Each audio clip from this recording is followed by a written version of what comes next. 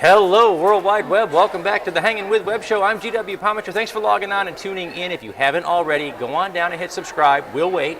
We're done waiting, all right? So thank you so much for logging on and tuning in. We are here at the 3rd annual Book Obsessed Babes author signing event in Jacksonville, Florida, hosted by Tara Wiles. And we are here hanging with author Zena Wynn. Thank you for hanging with us, Zena. All right, so you are the author of True Mates. Okay, so let's start there. Tell us about True Mates. Give us the book blurb. Okay, True Mates is my paranormal series. It's set in a small town. There are shapeshifters of all kinds. Wow. Vampires. It's a contemporary setting, but it's got a little bit of mystery, suspense. Okay, now what town is this? This is a town of Refuge, North Carolina. All right. Refuge. The town is made up. The location is real. Oh, yeah, don't take refuge. No, because there's stuff happening. And what inspired this book? I like paranormals, first of all. Okay. And somewhere along the line, I read something about a town that used to exist in the mountains with only one way in, no way out. And that became my setting. Town, one way in, one way in and out. Oh, yeah, see, because the no way out, that's the scary, that's the part that really gets people. You got to be able to get on the same road. Well, now, paranormals, I mean, think about some of the TV shows. Once you get in, you can't leave. That's it. So, how are readers responding to this? That is actually my most popular series. Really? They love the True Mate series. It is, the paranormal it's the last few years, it's been amazing to see people respond to the genre. Right. I think we like something that's outside the norm, right? Right. Yeah. So, how long have you been writing? I have been writing since 2007. So I've been doing 10 years now. 10 years now. Yeah. How many books do you have out? About 22, 23, something like that. All right, so let's go back. Let's go back in time machine. Okay. That first book, okay? What did you find to be like the most challenging thing as a new author, getting that first book out and taking the next step? For me, probably the writing, because I've always been a reader.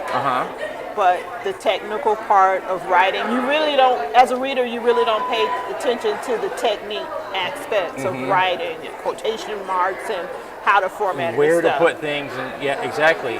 As a reader, if we've done our jobs, they don't notice. Right. So when it's your turn and you have to be at the keyboard, right? It's a little bit different. So you write, I understand, in both contemporary. Yes. And in the Christian genre. Yes, I do all the subgenres of romance except for historical. I don't like being put in a box. No boxes. No boxes. That's right. She likes towns you can get into and can't get out of, but not boxes. I didn't make this stuff up. She said it. Okay, so writers are readers. What are you reading right now? Right now, I just finished a book.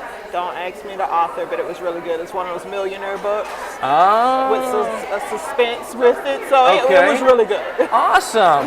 And now, in your writing, there's a lot of research, a lot of reading that goes into your writing.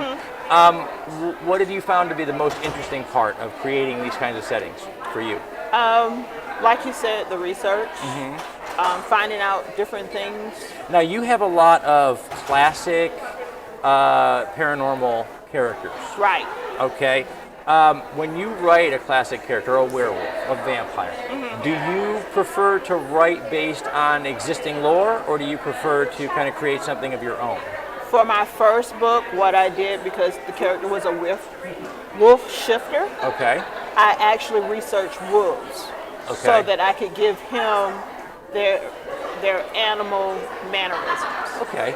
And now did you as a shifter, did you use strengths, weaknesses that were already established in lore, or did you kind of create your own? I like to do both because I love the paranormal. I don't like it when, as a reader, I don't like it when writers go too far out of what you expect from a werewolf or a vampire. I think it's good to throw in your own twist, but don't get too far out the boundaries. Give us a little something familiar. That familiarity, I think, makes the story sink in that much faster, right? Okay. So we're going to come to the portion of the show. We call this clickbait. Okay. Okay?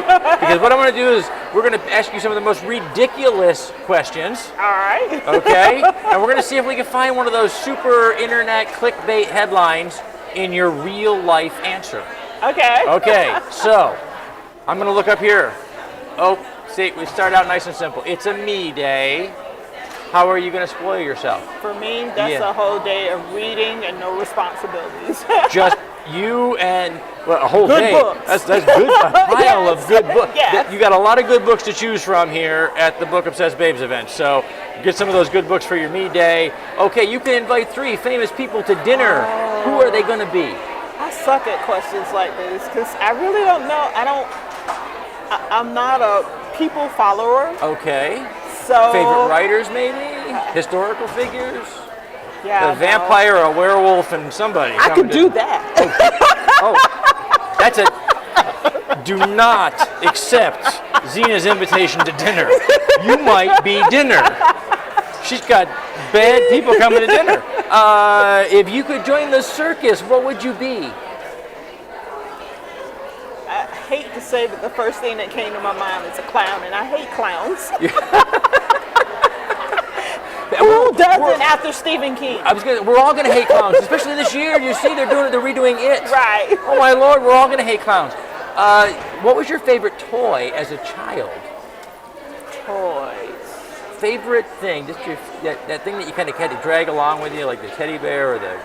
Honestly, I was a reader, so you I were didn't a reader, really so you just play had with just a chain of books coming on. TV and books. That was my thing. So like Jacob Marley's chain, only it was covered with books, carrying it around. How did you celebrate your last birthday? Oh, my girls took me out. We did the movies, What'd you see? What movie? We went to see, what was the thing about the astronauts? About the mathematicians. Oh, now she's stumped. That's how you shut a talk show host up. Ask them a question. I could see the characters, Tarani, somebody. It was the one about the mathematicians in NASA. Yeah, yes, I do. And that was an excellent movie. It was fantastic. I mean, and I really can't believe I can't remember the name of it. It's just not there. I'm going to move on. Otherwise, a lot of dead air here. Well, we sit here and we see the movie in our minds.